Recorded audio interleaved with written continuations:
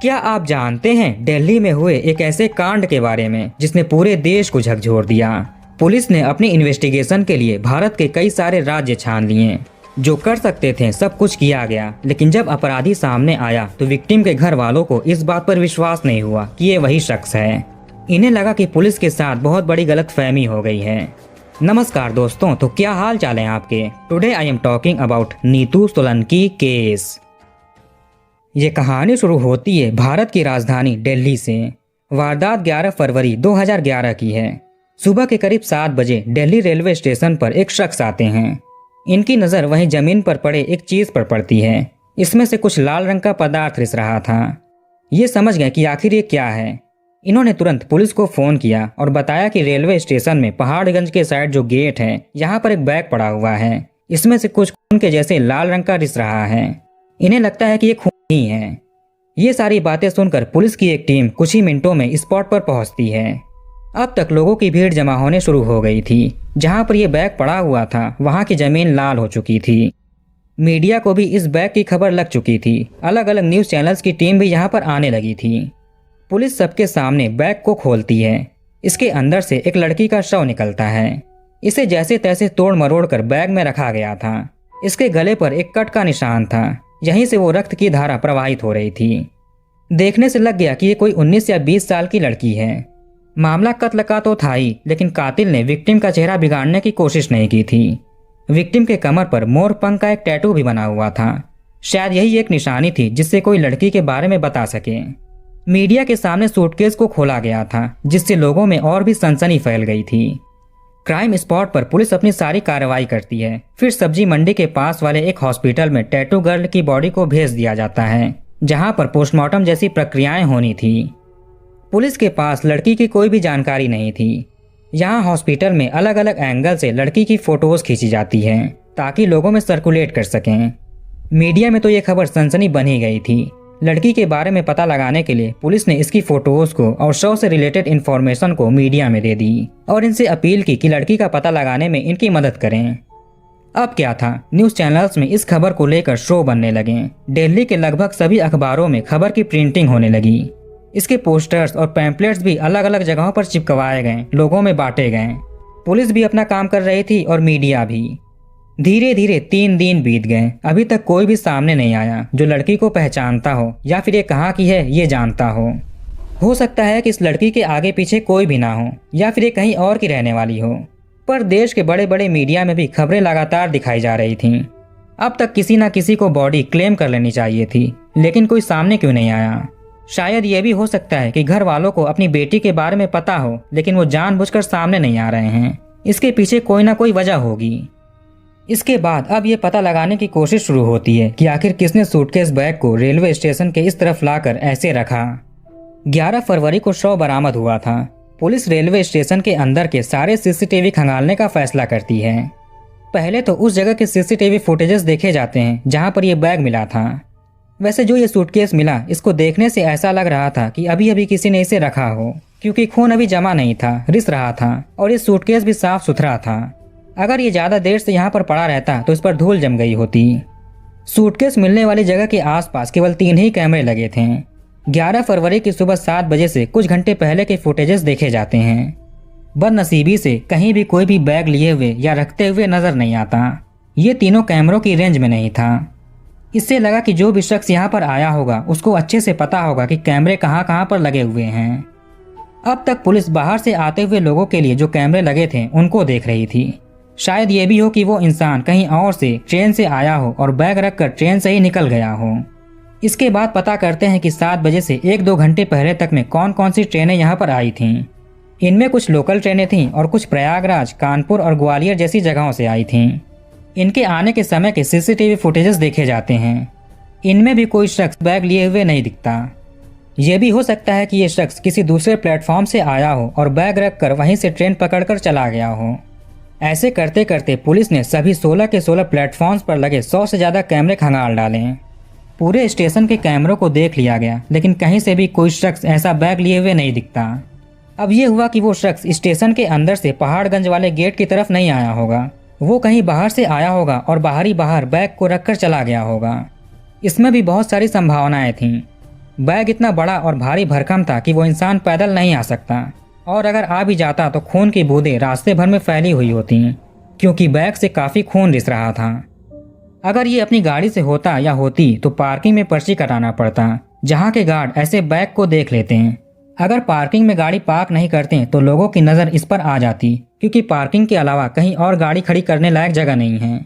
Parking guard का भी कहना था कि ऐसा कोई भी बैग पार्किंग से गेट तक नहीं ले जाया गया। इसका मतलब कि ये किसी पब्लिक ट्रांसपोर्ट से आया होगा। बस से आता तो बस इसे स्टेशन से थोड़ी दूर ही उतार देती, जिसके बाद बैग को इसे घसीट कर लाना पड़ता। हाँ, किसी ऑटो रिक्शा से इस शख्स का आना संभव था। हो सकता है कि ये यहाँ ऑटो से ही आया हो। अगर ये ऑटो से आया होगा तो ऑटो में भी रक्त फैला होगा, लेकिन अभी तक किसी ऑटो वाले ने पुलिस को खबर नहीं दी कि उनके ऑटो में खून की बूंदें हों या कोई शख्स बैग लेकर बैठा हो। ऐसी चीज जानने के लिए पुलिस ऑटो रिक्शा यूनियन से भी बात करती है, यहाँ से भी कुछ मिलता नहीं। अब तक 12 दिन बीत चुके थे। लगातार न्यूज में लड़की की खबर चल रही थी। आखिर में 23 फरवरी 2011 को पुलिस ने लड़की का अंतिम संस्कार कर दिया। इसके अगले दिन 24 फरवरी को एक शख्स जिनका नाम करतार सिंह सोलंकी था, ये अपने नज़दीकी पुलिस स्टेशन में आते हैं। इनके हाथ में टैटू गर्ल की वो पुराने अखबार की कटिंग थी जिसे सबसे शुरुआत में प्रिंट किया गया था। करतार सिंह पुलिस से कहते हैं कि ये इनकी बेटी नीतू सोलंकी है। ऐसी बात सुनकर पुलिस हैरान हो जाती है। तुरंत क्राइम ब्रांच को इस बारे में खबर दिया जाता है। अब तक ये केस क्राइम ब्रांच को सौंप दिया गया था। पुलिस करतार सिंह से पूछती है कि आप इतने दिनों से कहाँ पर थे, ये आपकी बेटी है, आपको ये पहले नहीं पता था? करतार सिंह कहते हैं, हमें तो उसी दिन खबर मिल गई थी कि एक सूटकेस में एक लड़की का शव मिला हुआ है। लड़की की तस्वीर भी हमने देखी थी। हमें लग रहा था कि इसका चेहरा हमारी बेटी से मिलता जुलता है। हमें पहले विश्वास नहीं हुआ कि ये हमारी बेटी है। करतार सिंह आगे कहते हैं कि इनकी बेटी सिंगापुर में रहती है। 10 फरवरी की रात को उससे बात हुई थी। उसने कहा कि वो 17 से 24 तारीख के बीच में इंडिया आएगी, कभी भी उसको छुट्टी मिल सकती है। उस रात से हमने आज 24 फरवरी तक उसका इंतजार किया। उस दिन के बाद से कभी भी उससे फ़ोन पर बात नहीं हुई। हमें लगा कि वो काम में बिजी होगी। 17 फरवरी से हम उसके घर आने की राह देख रहे हैं। आज 24 फरवरी है, उसके आने का आखिरी दिन है। आधा दिन बीत भी चुका है, दोपहर हो रही है। अगर उसको आना होता तो वो आ चुकी होती या आने से पहले फ़ोन कर देती ताकि हम उसे लेने के लिए एयरपोर्ट जा सकें। हमारे इंतज़ार की सीमा समाप्त हो गई है, इसलिए हमें यहाँ पर आना पड़ा। पुलिस ने पहले ही लड़की के कई सारे फ़ोटोज़ खींच रखे थे ताकि कोई बाद में आए तो पहचान करा सकें। सारे फ़ोटोज़ करतार सिंह को दिखाए जाते हैं। ये एक ही नज़र में अपनी बेटी नीतू सोलंकी को पहचान गए। बाद में माँ भी अपनी बेटी को पहचान जाती हैं। अब जब लड़की की पहचान हो गई तो इसके बैकग्राउंड के बारे में देखा जाता है, शायद कहानी में कोई क्लू मिल जाए। नीतू सोलंकी ने दिल्ली यूनिवर्सिटी से लॉ में ग्रेजुएशन किया था। इसके बाद सॉफ्टवेयर इंजीनियर का कोर्स किया। ये काफ़ी होनहार और बेबाक लड़की थी। पढ़ाई कंप्लीट करने के बाद इन्होंने एक कॉल सेंटर में जॉब करना शुरू कर दिया। इनके परिवार में माता पिता और एक बहन थी। पिता का डेयरी बिजनेस था, साथ में ये प्रॉपर्टी की लेन देन का भी बिजनेस करते थे। अच्छा खासा पढ़ा लिखा परिवार था। नीतू का जॉब करने के दौरान मार्च 2010 में इसने अपने परिवार से बोला कि इसको सिंगापुर में जॉब मिल गई है, इसको वहाँ पर जाना पड़ेगा। माता पिता इसका विरोध करते हैं, कहते हैं कि तुम यहीं हमारे साथ रहकर जॉब करो। नीतू का सिंगापुर जाना जिद बन गया था। इसको अपने करियर से खिलवाड़ नहीं करना था। इसकी बहन भी सिंगापुर जाने की बात में सपोर्ट कर रही थी। इसके 1 महीने बाद अप्रैल 2010 में नीतू सिंगापुर चली गई। माता पिता थोड़े नाराज़ होते हैं, लेकिन अब कर भी क्या सकते थे। वहाँ से नीतू अपनी बहन को स्काइप से वीडियो कॉल करती थी, कभी कभी वॉइस कॉल भी कर लिया करती थी। जाने के 2-3 हफ्तों तक नीतू अपने घर रोज़ फ़ोन किया करती। फिर धीरे धीरे ये सिलसिला महीने में 1-2 बार पर आकर रुक गया। 10 फरवरी 2011 को भी इसने अपनी बहन को वीडियो कॉल किया था। बहन ने देखा कि नीतू के सर पर चोट लगा हुआ है। नीतू का कहना था कि वो सीढ़ियों से फिसल कर गिर गई थी, चिंता की कोई बात नहीं है, अब ठीक है। इसके बाद से नीतू ने कभी भी फ़ोन नहीं किया। फिर पिताजी 13 दिन बाद 24 फरवरी को पुलिस स्टेशन में आते हैं। माता पिता और बहन के अनुसार नीतू सिंगापुर गई थी, फिर वो इंडिया कब आई और उसका ये हाल कैसे हो गया। पहले तो पुलिस को शक हुआ कि नीतू सिंगापुर गई भी थी या फिर नहीं। इसके लिए एयरपोर्ट में पता किया जाता है, वीज़ा ऑफिस में जाया जाता है। इन लोगों के पास नीतू सोलंकी करके किसी भी लड़की का बताए गए समय के अनुसार कोई भी रिकॉर्ड नहीं था। इससे साबित हो गया कि नीतू ने अपने परिवार से झूठ बोला था, वो यहीं इंडिया में ही थी। लेकिन ये अपना घर छोड़ने के बाद कहाँ रहती थी? नीतू जिस कॉल सेंटर में काम करती थी, पुलिस इसके कलीग से बात करती है। इनमें कुछ क्लोज फ्रेंड्स भी थे। इनसे एक लड़के का नाम सामने आता है। लड़के का नाम था राजू गहलोत। यह भी दिल्ली का ही रहने वाला था। 2010 के शुरुआती महीनों में नीतू की मुलाकात इससे हुई थी। इसकी भी उम्र 20 से 21 साल रही होगी। ये एयर इंडिया एयरलाइन कंपनी में जॉब करता था। नीतू सोलंकी और राजू गहलोत की कॉल सेंटर में मुलाकात हुई थी। फिर दोनों में दोस्ती हुई, दोस्ती से प्यार हो गया, दोनों रिलेशनशिप में आ गए। पुलिस राजू गहलोत के बारे में पता करते करते इसके घर पर पहुंचती है। घर वालों का कहना था कि राजू पिछले 8-9 महीनों से कहीं गया हुआ है। उसने बताया कि काम के सिलसिले में कहीं जा रहा है। गौर करने वाली बात यह है कि जब नीतू सिंगापुर के बहाने घर से गायब हुई थी, तभी से राजू भी गायब हो गया। ज्यादा चांस था कि दोनों साथ में रहने के लिए गए होंगे। हो ना हो, नीतू के कत्ल के पीछे जरूर राजू का ही हाथ होगा। राजू गहलोत को ही मेन अक्यूज्ड मानकर पुलिस केस की इन्वेस्टिगेशन को आगे बढ़ाती है। 2 मार्च 2011 को राजू गहलोत का नाम सामने आया और इस पर कत्ल करने का शक जताया गया। 6 मार्च तक एक और लड़के का नाम सामने आता है, नवीन शौकीन। ये राजू का जिगरी दोस्त और कजन था। पुलिस इसको उठाती है और इससे पूछताछ करती है। थोड़ी सख्ती से पूछताछ करने पर इसने कुछ ऐसी चीजों का खुलासा किया जिससे पुलिस भी हैरान हो गई। राजू और नीतू एक दूसरे से प्यार करते थे। प्यार होने के बाद इन्हें पता चलता है कि इनका गोत्र समान है। हिंदू धर्म के अनुसार अगर गोत्र समान होता है तो लड़का लड़की भाई बहन माने जाते हैं। ये बात जानने के बाद नीतू और राजू कभी भी एक दूसरे के बारे में घर वालों को नहीं बताते हैं। अगर बताएं और गोत्र वाली बात भी उनको पता चल गई तो वो इन्हें एक दूसरे से मिलने भी नहीं देंगे। दोनों को साथ में रहना था, लेकिन ये कैसे रहेंगे? इसके बाद ये प्लान बनाते हैं। दोनों अपने अपने घर पर झूठ बोल करके घर से निकल जाते हैं। ये दोनों अच्छे जॉब करते थे, काफ़ी सेविंग्स भी कर रखे थे। घर छोड़ने के बाद इन्होंने अपनी नौकरी भी छोड़ दी और बेंगलोर में शिफ्ट हो गए। कुछ महीने वहाँ पर रहने के बाद ये दिल्ली वापस आ जाते हैं। 20 जनवरी 2011 को ये दिल्ली के हरिनगर में शिफ्ट हो गए। 7,000 रुपये पर मंथ के रेंट के घर में ये रहने लगे। अब तक 7 से 8 महीने बीत चुके थे। इस दौरान इन्होंने कोई नौकरी नहीं की, केवल सेविंग्स के बल पर ये इधर उधर भटकते रहे। धीरे धीरे पैसे खत्म होने लगे थे। आर्थिक तंगी का साइड इफेक्ट अब लिव इन में रहने वाले कपल में दिखने लगा। दोनों में झगड़े शुरू हो गए। नीतू सोलंकी एक जिद्दी लड़की थी। राजू गहलोत भी शॉर्ट टेम्पर लड़का था, इसको भी गुस्सा जल्दी आ जाता था। राजू गहलोत का परिवार काफी संपन्न था, कई सारी प्रॉपर्टीज थीं। नीतू कहती कि तुम अपने प्रॉपर्टी में हिस्सा मांगो, पिता से बात करो, तभी हम दोनों सुख शांति से रह सकते हैं। पैसे भी खत्म हो रहे हैं। राजू कहता है ठीक है, पर राजू अपने पिता को फोन नहीं करता है। ये उनसे ना पैसे मांग रहा था और ना ही प्रॉपर्टी में हिस्सा मांग रहा था। एक दिन नीतू तंग आकर राजू की बहन को फोन करती है। राजू के नाम पर एक फ्लैट भी था। नीतू उसको बेचने के लिए राजू की बहन से कहती है। बहन ने मना कर दिया। अब ये बहन से गुस्से में बात करने लगी। बहन भी इस पर बरस पड़ी। इतने में राजू गहलोत वहां पर आ गया। इसको नीतू की हरकत पसंद नहीं आई। ये इसकी बहन से ऐसे बात नहीं कर सकती थी। फोन कटने के बाद नीतू और राजू में खूब झगड़े होते हैं। गुस्से में राजू ने चाकू लिया और नीतू पर वार कर दिया। नीतू का गला कट गया और ये नीचे गिर गई। जब राजू का गुस्सा शांत हुआ तब इसे एहसास होता है कि इससे कितनी बड़ी गलती हो गई है। इसने अपने दोस्त नवीन को फोन किया, उसको सारी बात बताई। नवीन घबरा जाता है, उसको इस झमेले में नहीं फंसना था। उसने मदद करने से मना कर दिया। अब राजू अपना सूटकेस लाता है। इसमें से सारा सामान निकालकर नीतू के शरीर को जैसे तैसे उसमें ठूस देता है और बंद कर देता है। अब रात हो चुका था। अगर ये रात में निकलेगा तो पहरा देने वाले पुलिस वालों की नज़र इस पर आ जाएगी। फिर ये सुबह होने का इंतजार करता है, क्योंकि सुबह में इतना बड़ा बैग लेकर अगर ये निकलेगा तो कोई उतना ध्यान नहीं देगा। धीरे धीरे बैग में रक्त भर रहा था। अभी तक लीक होना शुरू नहीं हुआ था। राजू का प्लान था कि ये भोर में रेलवे स्टेशन से ट्रेन पकड़कर कहीं दूर जाएगा और बैग को फेंक देगा, या फिर रास्ते में ही किसी सुनसान जगह पर ट्रेन से बैग को धक्का दे देगा। सुबह में 5 सवा 5 बजे तक ये हरिनगर के किराए के घर से बैग लेकर के निकलता है। एक ऑटो रिक्शा में बैठता है। सूटकेस को लेकर के रेलवे स्टेशन पर आता है। बैग में रक्त भर तो रहा था, लेकिन लीक होना शुरू नहीं हुआ। इसने देखा कि स्टेशन पर बैग स्कैन करने वाली मशीन रखी हुई है।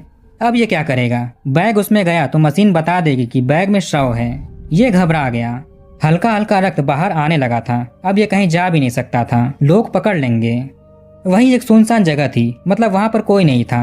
राजू बैग को लेकर वहां पर खड़ा हो गया। ये ऐसे एक्टिंग करने लगा जैसे किसी का इंतजार कर रहा हो।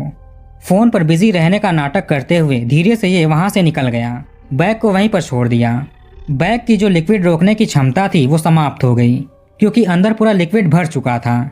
इसके बाद ये धीरे धीरे रिसने भी लगा। तभी यहाँ से गुजरने वाले एक शख्स ने 7 बजे तक पुलिस को फोन कर दिया और अनजान सूटकेस से लाल रंग का पदार्थ रिसने की बात कर दी। इसके बाद जो हुआ आपको तो पता चल ही गया। राजू गहलोत यहाँ से भागकर अपने घर पर जाता है, सारी सफाई करता है। जिसके घर पर ये रहता था उसको घर का सारा रेंट चुकाकर यहाँ से निकल गया। मालिक ने पूछा कि नीतू कहाँ पर है, दिख नहीं रही। राजू कहता है कि वो सिंगापुर चली गई, अब ये भी जा रहा है। इसके बाद राजू अपने जिगरी दोस्त नवीन के घर पर जाता है। 3 दिन यहाँ पर रुकता है।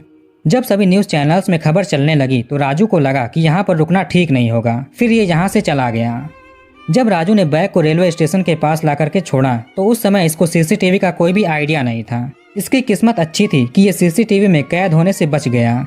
बैग भी सीसीटीवी की नज़र से दूर था। राजू भागकर कहाँ गया नवीन को कोई भी आइडिया नहीं। पुलिस को अब केवल राजू को पकड़ना था, इसके बाद केस सॉल्व हो जाता। जहाँ जहाँ पर शक था कि राजू इन जगहों पर मिल सकता है, पुलिस सभी जगहों पर जाती है, जैसे मुंबई, बेंगलोर, सोनीपत, गोवा, यहाँ तक कि पुलिस नेपाल भी गई। दिन महीनों में बदलने लगे थे, महीने साल में बदलने लगे थे, कहीं से कोई सुराग नहीं मिला।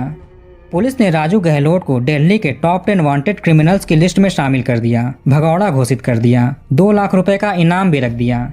फिर भी इसका कहीं से कोई सुराग नहीं मिलता। धीरे धीरे 8 साल बीत गए। 2011 से 2019 आ गया। पुलिस की इन्वेस्टिगेशन भी धीमी पड़ गई थी। एक दिन 25 जून 2019 को अचानक से एक फ़ोन राजू गहलोत के घर पर आता है। राजू की मां ने फ़ोन को उठाया। लाइन पर राजू बात कर रहा था। ये 8 सालों में पहली बार था जब किसी जानने वाले ने राजू की आवाज़ सुनी हो। पिछले 8 सालों के लिए राजू अपने परिवार दोस्तों से दूर हो गया था। ये जिंदा भी था या नहीं इसकी भी किसी को खबर नहीं थी। राजू ने अपनी माँ से कहा, मेरी तबीयत बहुत ख़राब है, मैं बचूंगा नहीं, मुझे आपको आखिरी बार देखना है, जल्दी से गुरुग्राम के पारस हॉस्पिटल में आ जाइए। पूरा परिवार हॉस्पिटल के लिए भागता है। किसी ने पुलिस को भी बता दिया कि राजू गहलोत का पता चल गया है, क्योंकि पुलिस ने घर वालों को सख्त आदेश दे रखा था कि जैसे ही उसके बारे में पता चले हमें बताएं। अब घर वाले हॉस्पिटल में पहुंचते हैं। क्राइम ब्रांच के इंस्पेक्टर भी हॉस्पिटल में आ गए। पता चलता है कि राजू गहलोत की कुछ देर पहले ही मौत हो गई। इसको किडनी और लीवर की भयंकर बीमारियां लग गई थीं, जिस वजह से इसकी मौत हो गई। हॉस्पिटल में राजू गहलोत के साथ कुछ और लोग भी थे। ये खुद को इसका कलीग बता रहे थे। पुलिस इनसे पूछताछ करती है। ये भी हैरान करने वाले बयान देते हैं। कलीग्स के बयान और आगे की इन्वेस्टिगेशन में पुलिस ने जो थ्योरी बनाई थी, इसकी कहानी कुछ इस तरह से है। दिल्ली से भागने के बाद राजू गहलोत मुंबई, बेंगलोर, गोवा जैसी जगहों पर भटकता रहा। ये कोई जॉब नहीं कर सकता था। पुलिस ने इसे वांटेड क्रिमिनल्स की लिस्ट में शामिल कर दिया था, जिस वजह से अगर ये नौकरी करता तो पकड़ा जाता। इसके पास ढेर सारे मोबाइल फ़ोन्स थे। पुलिस इसको ट्रेस ना कर ले, इसलिए एक बार कॉल करने के बाद ये फ़ोन को बेच देता था। ऐसे ही करते करते इसका कुछ दिन गुजारा हो गया। एक टाइम के बाद फ़ोन भी खत्म होने लगे थे। इसको नौकरी करनी ज़रूरी थी। अब ये क्या करें? पुलिस ने राजू के घर वालों से राजू का नंबर लेकर के सर्विलांस पर लगा दिया। ये नंबर राजू के लीगल डॉक्यूमेंट से लिंक था। 2011 में ये भागकर गुरुग्राम आता है। ये दिल्ली की सीमा से करीब 10 से 12 किलोमीटर दूर ही रहने लगा। इसने अपना नाम चेंज करके रोहन दहिया कर लिया। इसने फर्जी Aadhaar card, PAN card, driving licence जैसे डॉक्यूमेंट्स बनवा लिए। जब राजू ने आधार कार्ड के फ़ोन नंबर को चेंज कराया तो पुराने वाले नंबर पर इसका मैसेज भी आया था। इसी नंबर को पुलिस ने सर्विलांस पर लगाया था, पर पुलिस ने इस मैसेज पर उतना ध्यान नहीं दिया। अगर देती तो राजू 2011 में ही पकड़ा जाता। राजू के पास कई डिग्रियां थीं, उनके भी नाम इसने संशोधित करा दिए। गुरुग्राम से इसने पढ़ाई करके कुछ और डिग्रियां हासिल की। फिर ये गुरुग्राम के उद्योग विहार एरिया में कोचर इन्फोटेक में सुपरवाइजर की नौकरी करने लगा। 25,000 सैलरी थी इसकी। दिल्ली पुलिस के एरिया से केवल कुछ ही किलोमीटर दूर ये बस गया। जब ये कॉलेज में पढ़ता था तो किसी से बात नहीं करता था, काम से काम रखता था। अपना चेहरा भी किसी को ठीक से देखने नहीं देता था, कहीं कोई इसे पहचान न ले। जॉब करने के दौरान भी ये ऐसा ही करता था। इसके कलीग्स पार्टी करते थे, बैठकर शराब पीते थे, पर ये उनसे दूर रहता था। कोई शराब नहीं पीता था, कहीं ये नशे में होकर उन लोगों से सारा सच न बोल दे। ये केवल सिगरेट पीता था। धीरे धीरे इसके पेट में दिक्कत होने लगी। इलाज में इसके 1.5 लाख रुपए खर्च हो गए। फिर इसके कलीग्स ने कंपनी के हेल्थ इंश्योरेंस बेनिफिट के दम पर गुरुग्राम के पारस हॉस्पिटल में इसको एडमिट करा दिया। 17 जून 2019 को इसे हॉस्पिटल में एडमिट किया गया। डॉक्टर ने पहले ही एडमिशन से मना कर दिया था। उन्होंने जवाब दे दिया कि अब ये बचेगा नहीं। 25 जून को इसकी हालत कुछ ज़्यादा ही खराब हो गई। इसने कलीग से अपने घर पर फ़ोन करवाया, बात की, परिवार को हॉस्पिटल में बुलाया। जब तक वो पहुंचते इसने अपना दम तोड़ दिया। क्राइम ब्रांच से इंस्पेक्टर भी हॉस्पिटल में आए, फिर डीसीपी भी आ गए। जिसके ऊपर कत्ल का इल्जाम था वही नहीं रहा तो किसके ऊपर चार्जेस लगेंगे, कार्रवाई होगी, कोर्ट में सुनवाई होगी। एक मुर्दे को सजा नहीं हो सकती। पुलिस ने जब इसकी खबर नीतू के घर वालों को दी तो उन्हें भी यकीन नहीं हुआ कि कातिल की मृत्यु हो गई। इन्हें लग रहा था कि पुलिस को बहुत बड़ी गलतफहमी हो गई है। पिछले 5 सालों में कई ऑफिसर्स इन्वेस्टिगेशन में बदले गए, कुछ रिटायर भी हो गए। कोई भी ऑफिसर नीतू के माँ बाप से मिलने के लिए नहीं गया और न ही उनको केस की अपडेट दी। ये नीतू के घर वालों का कहना था। 26 जून को राजू गहलोत का अंतिम संस्कार कर दिया गया, जिसके बाद ये केस हमेशा के लिए बंद हो गया। तो कहानी को यहीं पर खत्म करते हैं और कमेंट करके बताइए कि वीडियो आपको कैसा लगा। इस वीडियो को लाइक और शेयर जरूर करिए और हमारे चैनल को सब्सक्राइब करके बेल आइकन ऑन कर लीजिए। मिलते हैं नेक्स्ट वीडियो में।